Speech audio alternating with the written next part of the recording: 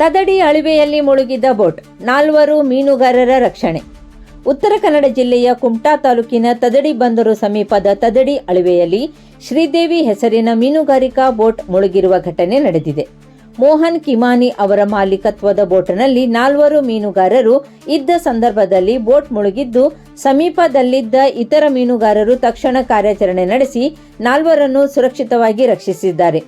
ತದಡಿ ಬಂದರಿನಲ್ಲಿ ಹೆಚ್ಚಿನ ಪ್ರಮಾಣದಲ್ಲಿ ಹುಳು ತುಂಬಿಕೊಂಡಿರುವುದರಿಂದ ಬೋಟ್ಗಳು ಸಂಚರಿಸುವ ವೇಳೆ ಪದೇ ಪದೇ ಇಂತಹ ಅವಘಡಗಳು ಸಂಭವಿಸುತ್ತಿವೆ ಎಂದು ಸ್ಥಳೀಯ ಮೀನುಗಾರರು ಆರೋಪಿಸಿದ್ದಾರೆ. ಬಂದರಿನ ಹುಳು ತೆರವುಗೊಳಿಸಿ ಬೋಟ್ಗಳ ಸುರಕ್ಷಿತ ಸಂಚಾರಕ್ಕೆ ಅಗತ್ಯ ಕ್ರಮ ಕೈಗೊಳ್ಳಬೇಕು ಎಂದು ಆಗ್ರಹಿಸಿದ್ದಾರೆ.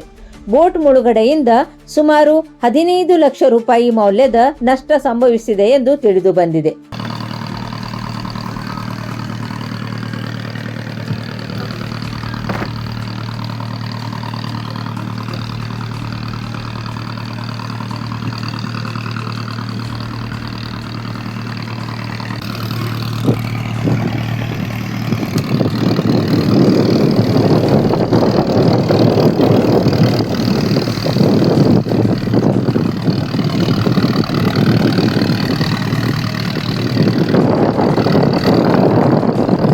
बेजार नहीं है।